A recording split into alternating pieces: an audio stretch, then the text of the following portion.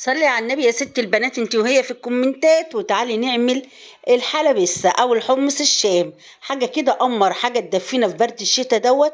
واليومين دول بقى تكتكة، عايزين حاجة تدينا طاقة وتدفينا. جبتلكوا احلى طريقة للحمص الشام او الحلبسة من بتاع العربيات نفسه اللي بيقف يا جماعة في الشارع وبنحب نقف نشتري منه. هي دي الطريقة بقى اللي مضمونة وانا معتمداها بقالي فترة.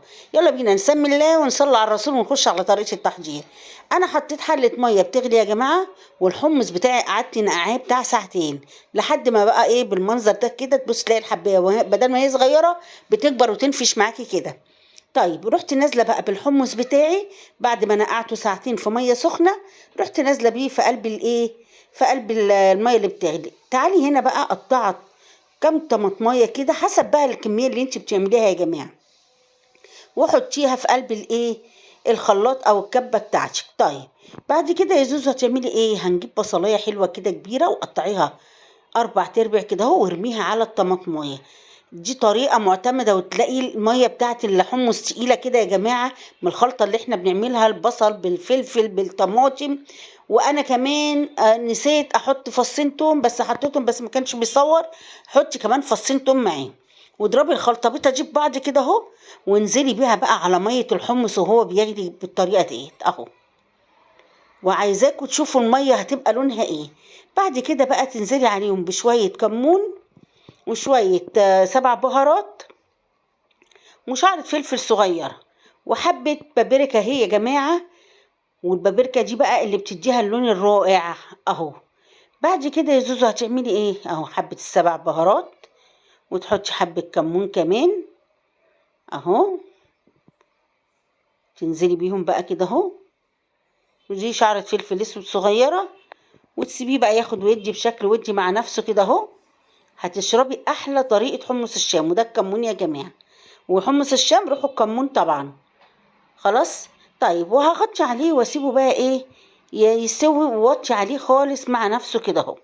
بصوا يا جماعة القمر بقى، بصوا المية بقت لونها عاملة ازاي. هنا بقى كام فص توم بقى دقيهم كده غير اللي احنا ضربناه في الطماطم، وارميهم عليها. واعصري كام ليمونه كده، ليمونتين 3، وشمي الريحه. عايزه بقى تحطي شطه حطي، بس لو عندك اطفال ما تحطيش. خلي الشطه ديت لوحدها مع الدقه، انا بحب احطها.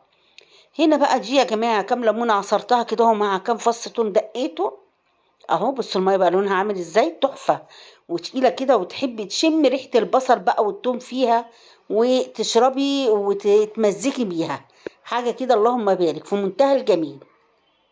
وهنا بقى الدقه يا جماعه، بتاخدي حبه ميه حمص مع فصين توم مع حبه خل مع حبه ملح مع حبه كمون اهو، وتقلبي وتعصري بقى ليمونه كده اهو. الليمونه وتحطي برضو، ده برضو ما يغنيش ان احنا هنحط خل، لازم الخل. عصرت ليمونه اهو، وحطيت حبه ملح، وحطيت فصين توم، وتروحي حاطه حبه خل، وتقلبي بقى كل ده في قلب بعضه كده اهو. ودي احلى دقه. عايزه بقى تحطي حبه شطه حطي، ده حبه خل يا جماعه انا حطيتهم اهو. عايزه تحطي حبه شطه حطي، مش عايزه براحتك حسب ما انتوا عايزين. طيب بعد كده غرفنا الحمص بتاعنا في الكوبايات، واحلى شويه حمص الشام او حلبسه هتشربيها. حاجه كده اللهم بارك. يلا يا ستي البنات، الفيديو بتاعنا خفيف ومش طويل النهارده. عايزه لايك وشير للفيديو كتير كتير.